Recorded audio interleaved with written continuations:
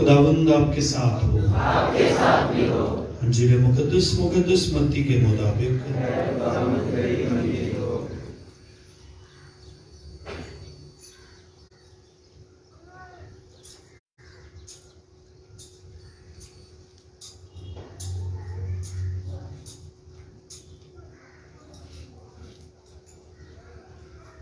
اس کا 4 باب پہلی آیت سے۔ اس وقت یسوع روح سے بیابان میں لایا گیا تاکہ شیطان اسے آزمائے، اور جب 40 دن اور 40 رات روزہ رکھ چکا تو آخر کار بھوکا ہوا۔ تب آزمائش کرنے والے نے اس کے پاس آ کر کہا، اگر تو خدا کا بیٹا ہے تو کہہ کہ یہ پتھر روٹیاں بن جائیں۔ اس نے جواب میں کہا، لکھا ہے کہ انسان صرف روٹی ہی سے نہیں جیتا بلکہ ہر ایک کلمے سے جو خدا کے منہ سے نکلتا ہے۔ تب شیطان اسے مقدس شہر میں لے گیا اور ہیکل کے کنگرے پر کھڑا کر کے اسے کہا، اگر تو خدا کا بیٹا ہے تو اپنے آپ کو نیچے گرا دے، کیونکہ لکھا ہے، اس نے اپنے فرشتوں کو تیری بابت حکم دیا ہے اور وہ تجھے ہاتھوں پر اٹھا لیں گے، ایسا نہ ہو کہ تیرے پاؤں کو کسی پتھر سے چوٹ لگ جائے۔ یسوع نے اسے کہا، یہ بھی لکھا ہے، تو خداوند اپنے خدا کو مت آزما۔ پھر فرشتہ اسے ایک بڑے اونچے پہاڑ پر لے گیا اور دنیا کی سب مملکتیں اور ان کی شان و شوکت اسے دکھائی، اور اس سے کہا، اگر تو گر کر مجھے سجدہ کرے تو یہ سب کچھ تجھے دوں گا۔ تب یسوع نے اسے کہا، اے شیطان دور ہو، کیونکہ لکھا ہے کہ تو خداوند اپنے خدا کو سجدہ کر اور صرف اسی کی عبادت کر۔ تب شیطان اسے چھوڑ کر چلا گیا، اور دیکھو فرشتوں نے آ کر اس کی خدمت کی۔ انجیل پاک کے وسیلہ سے ہماری خطائیں معاف کی جائیں۔ پڑھنے سے پہلے تھوڑے آگے ہو جائیں مہربانی سے، تاکہ اور بھی کچھ لوگ آپ کی وجہ سے عبادت کا حصہ بن جائیں۔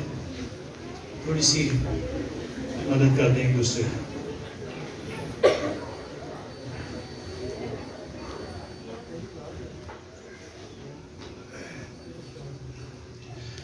روزوں کے دوران آج پہلا اتوار ہے، ہم خدا ان کے حضور آج خدا کے کلام سے سیکھتے ہیں، اور آج ہمیں بتایا جاتا ہے اور سکھایا جاتا ہے آزمائش پر کیسے قابو پانا۔ آزمائش ہماری زندگی میں کیسے آتی ہے، اور آزمائش پر قابو پانے کے لیے کس طرح سے زندگی گزارنی ہے۔ ایک نوجوان جوڑا شادی شدہ زندگی کا آغاز کرتے ہوئے اپنے لیے ایک بڑا سا گھر بناتے ہیں۔ گھر بنانے کے بعد اپنی تمام چیزیں خریدنے کے بعد دونوں میاں بیوی فیصلہ کرتے ہیں کہ اب ہم اچھا سا گھر بنا چکے ہیں، لیکن اپنے گھر کو اچھے طریقے سے چلانے کے لیے ہمارے پاس اتنا بجٹ نہیں ہے کہ ہم بہت ساری چیزیں خریدیں۔ سو بہتر ہے ہم کفایت شاری کا مظاہرہ کرتے ہوئے چیزوں کو خریدیں گے، اور وہی چیزیں خریدیں گے جو ہم گھر کے لیے ضروری ہیں۔ تو دونوں میاں بیوی فیصلہ کرنے کے بعد ایک دن بازار جاتے ہیں۔ بڑے سے مارٹ میں جا کر خاوند کچھ اپنی چیزیں خریدنے کے لیے بیوی سے علیحدہ ہوا ہے، اور بیوی ایک طرف سے کچھ اپنے لیے چیزیں خرید رہی ہے۔ کوئی آدھے گھنٹے کے بعد جب اکٹھے ہوتے ہیں، اور اکٹھے ہونے کے بعد جب خاوند کی نظر اس کے شاپر پر ایک پڑتی ہے جس میں بہت کچھ اس نے رکھا ہے، اور اس کے ساتھ ایک سوٹ خوبصورت سا نظر آ رہا ہے، تو بھاگ کر اپنی بیوی کے پاس جاتا ہے اور اس سوٹ والا شاپر جو ہے اسے پکڑتا ہے، اور سوٹ کی قیمت دیکھتا ہے تو قیمت دیکھ کر ایک دم سے پریشان ہو جاتا ہے۔ اسے کہتا ہے، میں نے تجھے کہا تھا کہ فضول خرچی نہیں ہم کر سکتے،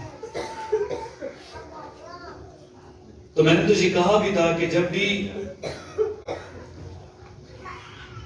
ایسا وقت آئے، ایسی آزمائش آئے تو کیا کہنا ہے؟ اس نے کہا مجھے یاد ہے کیا کہنا ہے، اس نے کہا جب میں وہ سوٹ ٹرائی کر کے پہن رہی تھی تو جب میں نے پہنا تو مجھے بڑا خوبصورت لگ رہا تھا اور مجھے آزمائش آ رہی تھی کہ میں یہ سوٹ خریدوں اور میں شیطان سے اونچی اونچی آواز میں کہہ رہی تھی اے شیطان مجھ سے دور ہو، اے شیطان مجھ سے دور ہو. اور جانتے ہو وہ جب مجھ سے دور جا رہا تھا تو اس نے مجھے دور کھڑے ہو کر کہا آپ پیچھے سے بھی بڑی اچھی لگ رہی ہو، اس لیے پھر میں نے سوٹ ہی خرید لیا. شیطان ہمیں کئی بار ایسے طریقے اور ایسی چیزیں بتا رہا ہوتا ہے، کوئی نہ کوئی ایسی بات اس نے بتانی ہوتی ہے کہ ہمیں اتنی ڈائریکشن دے رہے کہ ہم وہ کام کر جائیں. اور اس لیے آزمائش کی وہ چمک، آزمائش کے وہ الفاظ، آزمائش کی وہ باتیں اتنی خوبصورت ہوتی ہیں کہ ان باتوں کو لے کر ہم اکثر گر جاتے ہیں، کمزور ہو جاتے ہیں اور بھول جاتے ہیں کہ ہمیں کیا فیصلہ کرنا ہے. کبھی کبھار ہمارے ذہن میں یہ بھی آتا ہے آزمائش ہمیشہ نیگیٹو ہوتی ہے. آزمائش جو نیگیٹو بھی ہوتی ہے پازیٹیو بھی ہوتی ہے. کبھی یہ شیطان کی طرف سے بھی ہوتی ہے، کبھی خدا کی طرف سے بھی ہوتی ہے. پہلے تو اس بات کا تجزیہ کرنا ضروری ہے. آزمائش سب پر آ سکتی ہے، آزمائش میں سب گر سکتے ہیں، آزمائش پر قابو پانا سب کی ذمہ داری ہے اور آزمائش کا سامنا سب کو ہے. اور کبھی کبھار یہ جب خدا کی طرف سے آتی ہے تو اس کا خوبصورت واقعہ ایوب نبی ہے ہمارے سے. شیطان کہتا ہے میں زمین پر ہو کے آیا ہوں اور میں نے دیکھا ہے کہ ایوب بہت اچھا ہے. اے خداوند اگر مجھے موقع دے دے تو میں اس کو آزماتا ہوں اور وہ تجھے چھوڑ دے گا. تو خداوند کہتے ہیں ایوب میرا بندہ بڑا نیک ہے، وہ مجھے نہیں چھوڑے گا، اس لیے جا میں تجھے اجازت دیتا ہوں. ہاں اس کی جان کو تو نہیں لے سکتا ہے، اتنا اسے نہ آزمانا کہ وہ جان سے چلا جائے. تو اس لیے جا میں تجھے اجازت دیتا ہوں. تو ہم دیکھتے ہیں اگر ہم ایوب نبی کی کتاب پڑھنا شروع کریں تو پہلی کچھ آیات میں ہی اتنی تباہی ہوئی ہے. اس کے مویشی چلے جاتے ہیں، اس کے کھیت چھین لیے جاتے ہیں، اس کے بچے پارٹی کر رہے ہیں ان پہ چھت گر جاتا ہے، سب کچھ برباد ہو جاتا ہے. اور دنوں میں کیا چند گھنٹوں کے اندر اتنی تباہی.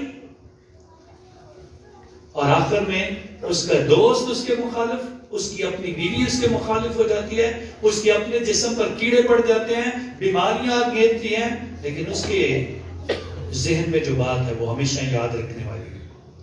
ہر نقصان کے بعد، ہر نقصان کی خبر کے بعد وہ ایک ہی بات کہتا ہے تو نے دیا، تو نے لیا. ہمیں نقصان ہو جائے تو ہم تیرا نام مبارک کی بجائے اس نام کی برائی کرنا شروع کر دیتے ہیں. نقصان ہو جائے ہم نقصان کرنے والے کو برا بھلا کرنا شروع کر دیتے ہیں. لیکن خدا کی طرف سے اگر آزمائش ہے تو اس کو ہمیں دیکھنا ہے. ہم دیکھتے ہیں کہ ایوب کی وفاداری اس بات کا ایک بڑا خوبصورت نمونہ اور ثبوت ہے. اسی طرح حضرت موسیٰ پر بھی آزمائشیں تھیں اور پھر وہ بیابانوں میں بھاگ جاتا ہے. آزمائشیں تھیں، شاید فرعون مجھے قتل کروا دے گا، کوئی اور مصری مجھے جس کا میں نے قتل کیا ہے کوئی الزام لگا دے گا، میں بھاگ جاؤں گا، کیا کروں گا. اور بیابانوں میں چراتے چراتے جب تک جلتی گاڑی کا واقعہ نظر نہیں آتا ہے، جب تک اپنے آپ میں وہ قوت نہیں پاتا ہے، تب تک آگے نہیں بڑھتا ہے. پھر ابراہیم کے لیے احسان نہیں کہ اپنا گھر چھوڑا، ماں باپ، آبا و اجداد، اپنی زمین، اپنا گھر سب کچھ چھوڑ کر چلا گیا. کچھ آزمائشیں، کچھ وعدے، کچھ آنے والے وقت کی برکتیں جو خداوند کے حضور ہمارے لیے ہیں، ان پر ہمیں خداوند کے حضور کاربند رہنا ہے اور مقابلہ کرنا ہے اور وفادار رہنا ہے. لیکن جو آزمائشیں شیطان کی طرف سے آتی ہیں ان پر ہمیں توجہ کرنی ہے، ان میں ہمیں ثابت کرنی دکھانی ہے کہ ہم شیطان کا مقابلہ کر سکیں. آزمائشیں ہر زندگی پر آتی ہیں، لیکن کبھی یہ نہ بھولیں کہ میری زندگی میں اتنی آزمائشیں آ جائیں گی کہ میں مر جاؤں گا. آزمائشوں کی وجہ سے خدا نے مرنے کا وعدہ نہیں کیا ہے، یہ جان لینے تک سے روکا ہوا ہے. اور مقدس پالوس رسول اس بات کا اعلان کرتا ہے کہ میں تمہاری برداشت سے زیادہ تمہیں نہیں آزماتا ہوں. اگر تم میں سخت نہیں ہے اس کا مقابلہ کرنے کے لیے تو خدا اتنا آزماتا بھی نہیں. لیکن خدا ضرور ہمارے سامنے یہ موقع رکھتا ہے کہ اگر آزمائش آئے تو ہمیں اس کا مقابلہ کرنا ہے. ہمیں خدا کے ساتھ چلنا ہے, ہمیں خدا میں رہنا ہے اور خدا میں زندگی گزارنی ہے. کس طرح سے ہم خدا کے ساتھ وفادار رہ سکیں. سو آج کے کلام کی طرف توجہ کرتے ہیں. یاد کریں پچھلے اتوار کی وہ بات جو خط لکھا گیا تھا, اس میں بتایا گیا شیطان ہمیں کس طرح سے بے وقوف بنا دیتا ہے, کس طرح سے ہمیں الو بنا دیتا ہے, کس طرح سے ہماری زندگی میں ہمیں ایسے نیچ پر کھڑا کر دیتا ہے کہ ہمیں کچھ نہ کچھ تو کرنا ہے. اور اس نے جس طرح سے آدم اور حوا کے ساتھ کیا ہے, آج اس کلام کو سمجھنے کے لیے سب سے پہلے ہم کوشش کرتے ہیں. یسوع مسیح کو بیابان میں بھیج دیا گیا. بیابان جو ویران جگہ ہے, جہاں درخت نہیں ہے, جہاں پہاڑ ہی پہاڑ, شاید ریگستان ہی ریگستان, جہاں زندگی کی کوئی علامت نظر نہیں آتی ہے, جہاں پر جڑی بوٹیاں بہت کم نظر آتی ہیں اور زندگی کے کوئی اثار نظر نہیں آتے ہیں. شاید ریت کے ریگستان ہے اور دور دور تک زندگی کی کوئی بشارت نہیں ہے. خدا ان کو کہاں بھیج دیا گیا؟ بیابان میں. اور بیابان میں اس لیے بھیجا گیا تاکہ اس سخت وقت کا مقابلہ کیا جائے. اور رسل کے یہ ایام ہمیں چاہتے ہیں کہ ہم بھی بیابان کا تجربہ کریں. اب ہم اپنی زندگی پر غور کریں تو ہم کہیں گے ہمارے پاس تو اتنے لوگ ہیں, اتنے گھر ہیں, اتنی سڑکیں ہیں, اتنی گاڑیاں ہیں, اتنا سب کچھ ہے, ہم بیابان میں کیسے جائیں؟ ہم بیابان کا کیسے تجربہ کریں؟ سو اسی تجربے کو محسوس کرنے کے لیے بیابان کا یہ تجربہ کرنا سب کے لیے بڑا ضروری ہے. اور وہ بیابان کا تجربہ کیسے کرنا ہے؟ مثال کے طور پہ ہم میں سے بہت سارے ایسے یہاں پر بیٹھے ہیں جن کے ماں باپ کہہ کے تھک جاتے ہیں, یہ 3 ٹائم کی روٹی نہیں کھاتا ہے, یہ روٹی نہیں کھاتی ہے. یا کچھ ایسے ہمارے بزرگ جو صبح گھر سے روٹی کھا کر جاتے ہیں اور شام کو آ کر واپس گھر پہ روٹی کھاتے ہیں. کچھ ایسے لوگ ہیں جو صبح کے ٹائم کھانا کھاتے ہیں اور دوپہر کا چھوڑ کر شام کا کھانا کھاتے ہیں. ان کی زندگی کی یہ روٹین بن گئی ہے, یا کام کی نوعیت ایسی ہے, یا پیسے نہیں ہیں, یا تجربہ کچھ ایسا زندگی کا ہے کہ ایسے ہی کرنا ہے, یا گھر کے حالات ایسے ہیں. تو یہ ان کی زندگی کا ایک روٹین کا کام ہے کہ وہ صبح روٹی کھاتے ہیں اور پھر اس کے بعد شام کو روٹی کھاتے ہیں. لیکن اگر انہی لوگوں کو کہا جائے آپ روزہ رکھ لو, صبح روٹی ملے گی شام کو ملے گی, تو پھر کیا ہوگا؟ پھر بڑی بھوک لگ جائے گی, پھر پیاس بھی بڑی لگے گی. پھر وہ جو ہر روز کام کرنے والے ہیں وہ بھی اپنے دل میں سوچیں گے میں کیسے روزہ رکھوں, حالانکہ ہر روز ایسے کر رہے ہیں, صبح کھاتے ہیں شام کو کھاتے ہیں. لیکن خدا کے لیے یہ کرنا بڑا مشکل ہوتا ہے. کیوں مشکل ہوتا ہے؟ کیونکہ جب بھی آپ کوئی نئے کام کرنا شروع کرو گے, شیطان آئے گا, یاد دلائے گا اور اپنی آزمائش آپ کے سامنے رکھے گا, اور آپ محسوس کرو گے یہ کام تو مجھے کرنا ہی بھول گیا, میں تو کرنا ہی کرنا ہے. سو جب بھی ہماری زندگی میں ایسا ہوتا ہے, ہم کلام پڑھنا شروع کرتے ہیں, ہم دعا ریگولر پڑھنا شروع کرتے ہیں, یا تو ہمیں سر درد شروع ہو جائے گا, یا آنکھیں درد شروع ہو جائیں گی, یا کوئی نہ کوئی اور پریشانی لگ جائے گی, یا ہمیں ویسے نیند آنا شروع ہو جاتی ہے جب دعا شروع ہوتی ہے. سو شیطان تو کبھی بھی نہیں چاہتا ہے. تو اس لیے روزوں کے ایام میں سب سے پہلے اس بات کو ہمیں دیکھنا ہے کہ جس کام کے لیے ہمیں کہا جائے وہ کام کرنا ہے. اب اپنی زندگی کو بیابان کیسے بنانا ہے؟ اپنی زندگی کو بیابان کیسے بنانا ہے؟ میں نے کہا بیابان میں زندگی نہیں ہوتی ہے, پھل نہیں ہوتے ہیں, درخت نہیں ہوتے ہیں, کھانے پینے کی چیزیں نہیں ہوتی ہیں. ویرانہ کیسے بنانا ہے؟ میری جیب میں پیسے ہیں, میری پاکٹ کے اندر منی ہے, لیکن اس کے باوجود بھی میں نہیں کھاؤں گا کیونکہ میں نے روزہ رکھا ہے. یہ ویرانہ ہے. میں سب کچھ لے سکتا ہوں, میں خرید سکتا ہوں, میں ہر ایک چیز خرید سکتا ہوں, اس کے باوجود بھی میں غربت کی زندگی گزاروں. اور اسی لیے بتایا گیا جب تو روزہ رکھے تو پوشیدگی میں رکھ. ضروری نہیں کہ اتنے سارے لوگوں کو بتایا جائے. اور اس لیے بتایا گیا اپنا منہ نہ بگاڑو تاکہ لوگ تمہیں روزہ دار جانے. بتایا جیسے زندگی گزارتے ہو ویسے ہی گزارو. تیرا باپ جو پوشیدگی میں دیکھتا ہے وہ تجھے روزہ دار جانے. اور اس پوشیدگی کا تجربہ، اس تنہائی کا تجربہ، اس بیابان کا تجربہ ہمیں خداوند کے ساتھ جوڑتا ہے. اور وہ روح کی ہدایت سے بیابان میں گیا. روح کی ہدایت سے. کبھی کبھی جب روح کی بات ہوتی ہے تو ہم ہمیشہ بدروح کو سوچتے ہیں، روح کو نہیں سوچتے. جب یسوع کو روح سے لے جایا گیا تو بدروح لے کر نہیں گیا. یہ وہی روح ہے جو بپتسمہ کے موقع پر اسے نظر آئی تھی. یہ وہی روح ہے جب یہ کبوتر کی شکل میں نظر آئی تو آواز کیا آئی؟ یہ میرا پیارا بیٹا ہے المحبوب. سو اسی روح سے خداوند کے حضور یہ آگے بڑھا اور خداوند کے حضور اس بات کا تجربہ کیا گیا. مقدس امبروس اس بات کا اعلان کرتا ہے جو کوئی روح سے جاتا ہے، جو کوئی روح سے بیابان کا تجربہ کرتا ہے، جو کوئی روح سے روزے رکھتا ہے وہ ہمیشہ برکت پاتا ہے.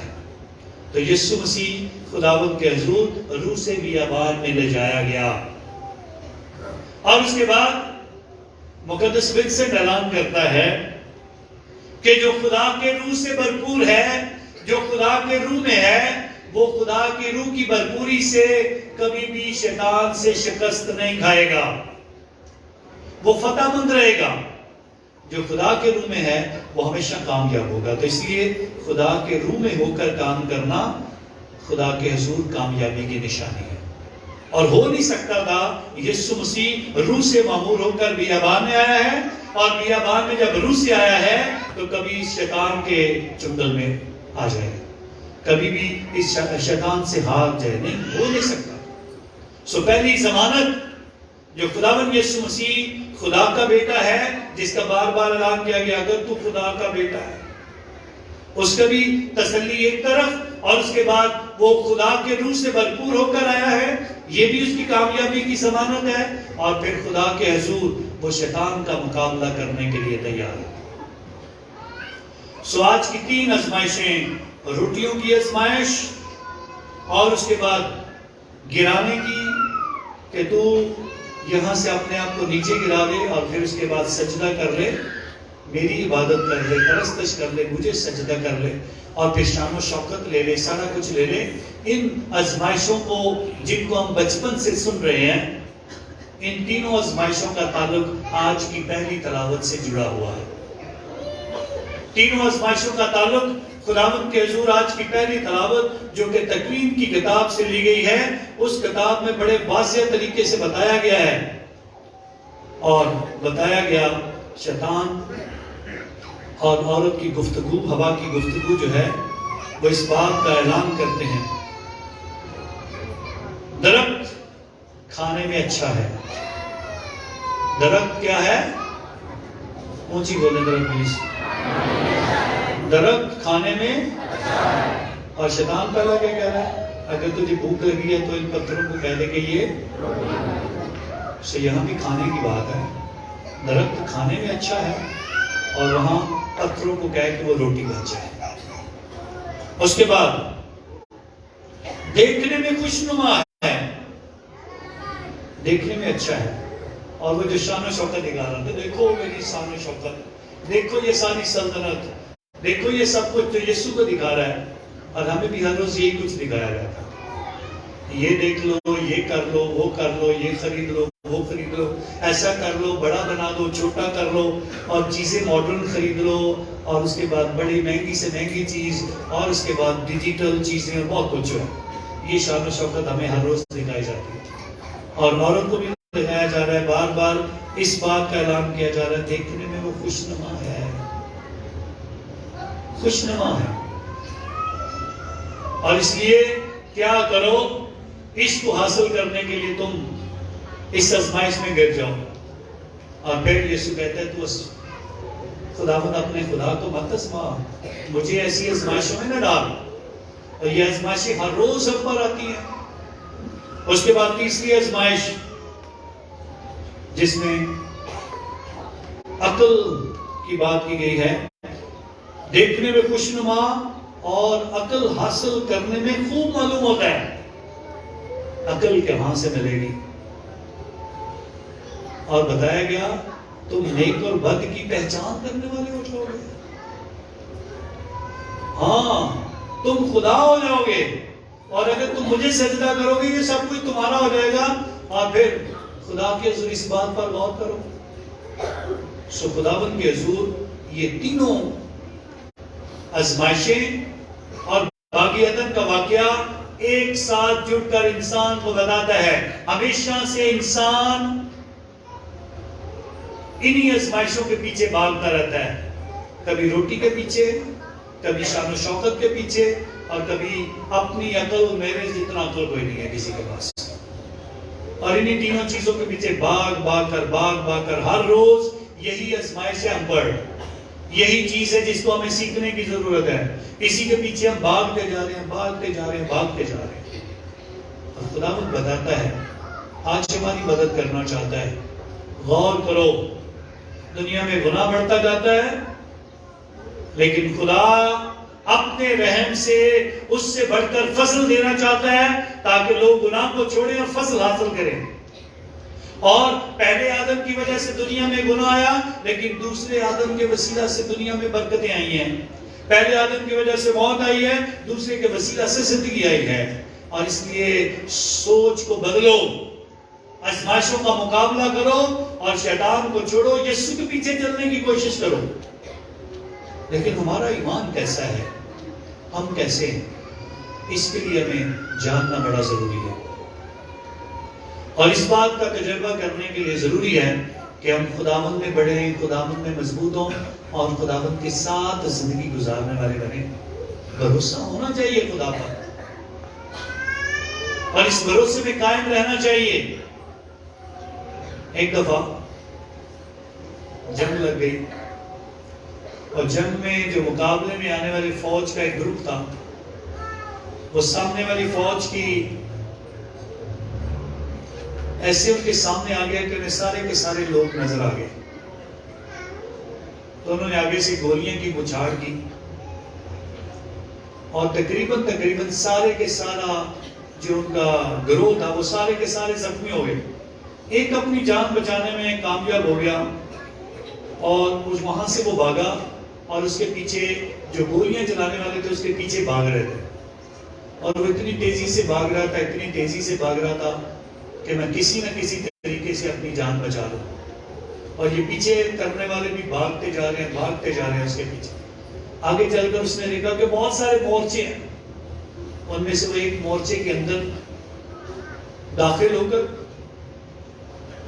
چھپ جاتا ہے، اور جیسے ہی اس مورچے کے اندر داخل ہوتا ہے تو زور زور سے اپنے دل میں دعا کرنا شروع ہو جاتا ہے، خدا مجھے بچا، خدا مجھے بچا۔ اور ایک طرف سے آوازیں آ رہی ہیں، یہاں ہی ڈھونڈو، یہ اتنے مورچے ہیں، کسی نہ کسی مورچے کے اندر ہی ہوگا، وہ ڈھونڈو اس کو۔ اور ان کی آوازیں بھی آ رہی ہیں، اور ایک دوسرے کو بتا دیا، اسی طرح وہ بھاگا تھا، ہم نے اس کو خود بھاگتے دیکھا ہے، اور آج اس کو چھوڑنا نہیں ہے۔ اور یہ اندر سے دعا کرتا جا رہا ہے، خدا آج مجھے بچا لے، آج مجھے بچا لے۔ اتنی دیر میں دیکھتا ہے ایک مکڑی آ کر، جہاں سے وہ غار میں داخل ہوا تھا وہاں پر آ کر بیٹھی ہے، اور مکڑی کو دیکھ کر وہ ڈرتا بھی، اور مکڑی آ کر جالا بننا شروع کر دیا وہاں اس کے غار کے حصے کے سامنے۔ وہ اپنے جالے سے اس غار کا منہ بند کرنا شروع کر دیا، تو کہتا ہے خدایا اچھا ہے، تم بھیجا بھی ہے تو ایک مکڑی کو بھیجا ہے، اس کی جالے کی کیا مضبوطی ہے، 1 منٹ سے پہلے ایک تنکا لو اور یہ ٹوٹ جائے گا، اور میرا دشمن مجھے پکڑ کر مار دے گا، اے خدا مجھے بچا لے، اے خدا مجھے بچا لے۔ اور ادھر سے آوازیں آتی ہیں، ادھر ہی کہیں چھپا ہوگا، یہی پہ ہے وہ، اس کو پکڑو اور اس کو مارنے کی کوشش کرے گا، آج مار کے جائیں گے اس کو۔ سو وہ ہر ایک غار کو چیک کرتے ہیں، ہر ایک غار کو چیک کرتے ہیں، اور جب مکڑی والے غار کے سامنے آتے ہیں تو دیکھتے ہیں اس غار کے آگے تو جالا لگا ہوا ہے، اس میں تو اگر داخل ہوتا تو یہ ٹوٹ جانا تھا، تو یہ تو پہلے ہی جالا لگا ہوا ہے، یہاں پہ تو وہ داخل ہو ہی نہیں سکتا تھا، اور اس طرح اس کو چیک کیے بغیر ہی وہ واپس چلے گئے۔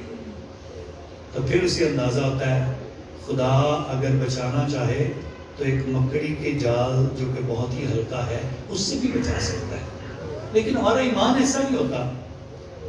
ہم شیطان کے ساتھ کمپرومائز کر سکتے ہیں، خدا کے ساتھ کمپرومائز نہیں کرتے ہیں۔ ہم برے سے برا کام کرنے کے لیے تیار ہوتے ہیں، لیکن اپنی زندگی میں کہتے ہیں کوئی بات نہیں، جتنا مرضی نقصان ہو جائے پھر نقصان پورا کر لیں گے۔ ایسے نہیں ہوتا ہے۔ خدا بہت برکت دیتا ہے جب ہم آزمائشوں کا مقابلہ کرنے کے لیے تیار ہوتے ہیں، لیکن یہ آزمائشیں ہر زندگی پر آتی ہیں۔ غور کرنا ہے، ہر زندگی میں، ہر زندگی پر آتی ہیں، اور ان آزمائشوں کا مقابلہ کرنا اور پھر ان سے باہر نکلنا یہ ہماری زندگی کی کامیابی ہے۔ لیکن اگر ہم اس کا مقابلہ کر کے باہر نہیں نکلتے ہیں پھر ہم فیل ہو جاتے ہیں۔ آزمائشوں کا ذکر کرنا چاہیں گے تو وہ بہت ساری ہیں، ہر زندگی کی علیحدہ مثالیں ہیں، ہر ایک زندگی کی علیحدہ ضرورتیں ہیں، ہر زندگی کی مختلف قسم کی خواہشیں ہیں۔ جتنے ہم بیٹھے ہیں ہر کوئی اپنے اپنے منصوبے بنا کے بیٹھا ہے، اور بہت ساری آزمائشیں ہمارے لیے تیار بیٹھی ہیں، لیکن ہمیں کیسے فیصلہ کرنا ہے، ہمیں کیسے ان سے باہر نکلنا ہے، ہمیں کیسے ان کا مقابلہ کرنا ہے، یہ بات ہمیں سیکھنی ہے۔ عام طور سے آج کے دور میں، موجودہ دور میں کہتے ہیں دانتوں کے جو جتنے بھی ڈاکٹرز ہیں وہ بڑے مہنگے ہو گئے، اور چھوٹے چھوٹے دانتوں کے کام اتنے مہنگے ہیں۔ کہتے ہیں آج ڈاکٹر جو ہیں جتنی مشینیں نکل آئی ہیں، اتنی مشینیں نکل آئی ہیں کہ بغیر درد کیے ہوئے دانتوں کی سارے بیماریوں کا علاج وہ کر سکتے ہیں۔ مشکل سے مشکل کام، مشکل سے مشکل آپریشن جو دانت کے حوالے سے وہ کر سکتے ہیں۔ اتنی عقل اور اتنی مشینری دے رہی ہے، لیکن ڈاکٹرز کہتے ہیں اتنی مشینری، اتنی عقل، اتنا تجربہ اور سب کچھ ہونے کے باوجود ہم سب کو یہ بتاتے ہیں ہر روز دانت صاف کرنے سے بڑھ کر کوئی دوائی نہیں ہے۔ جو ہر روز دانت صاف کرتے ہیں انہیں شاید نہ آپریشن کی ضرورت پڑتی ہے، نہ انہیں دانتوں کی بیماری لگتی ہے، نہ انہیں کوئی دانتوں کی تکلیف ہوتی ہے، لیکن پرابلم لوگ دانت بھی صاف اچھے طریقے سے نہیں کرتے ہیں۔ سو دنیا میں جتنی مرضی آزمائشیں آ جائیں، دنیا میں شیطان جتنا مرضی ایکٹیو ہو جائے، دنیا میں بڑی سے بڑی آزمائش انسان کے سامنے کھڑی ہو، دو چیزیں ہیں جو اس آزمائش سے نکلنے کے لیے ہمارا سہارا بنتی ہیں۔ وہ کیا ہے؟ دعا اور کلام۔ جو دعا اور کلام میں قائم رہتا ہے، صرف یہی وہ ہتھیار ہیں جو ہمیں ہر مصیبت سے آزاد کر دیتے ہیں۔ یہی وہ عمل ہے جس کے ذریعے سے ہم اپنے آپ کو مضبوط کرتے ہیں۔ اور روزوں کے ایام میں کہا جاتا ہے روزے رکھو، دعا کرو، کلام پڑھو، خیرات کرو، خدا کے حضور وہ طریقے بتائے جاتے ہیں ہمیں کلیسیا کی طرف سے ہمیں کس طرح سے شیطان کا مقابلہ کرنا ہے۔ اور اس لیے آج خدا اپنے کلام سے ہمیں آزمائشوں پر کا مقابلہ اور آزمائشوں پر قابو پانے کا فضل عطا کرتا ہے۔ سوائیں خدا کا شکریہ ادا کریں جو ہمیشہ ہر روز ہماری مدد کرے گا، اور ہر روز وہ ہم سے چاہتا ہے ہم بھی کوشش کریں، ہر روز وہ چاہتا ہے ہم روزے رکھیں، ہر روز وہ چاہتا ہے ہم دعا کریں، ہر روز وہ چاہتا ہے ہم روحانی ترقی کریں، ہر روز وہ چاہتا ہے کلام اور عبادت اور پاک روزی، خدا سے میل ملاپ اور خدا میں ایک دوسرے کے ساتھ اچھے تعلقات رکھیں۔ دعا اسی صورت میں پائیدار بنتی ہے جب ہم اس کا اثر کسی اور کے سامنے بھی ظاہر کرتے ہیں۔ سوائیں خدا کا شکریہ ادا کریں، اس نے ہم سب کو برکت دی ہے اور یہ فضل دیا ہے کہ ہم اس میں مضبوط رہ کر اس کے نام کو جلال دیں۔ خدا آپ سب کو برکت دے اور یہ روزوں کا موسم سب کے لیے بابرکت موسم رہے، مسیح خداوند کے وسیلہ سے۔ کھڑے ہوتے ہیں اور اپنے ایمان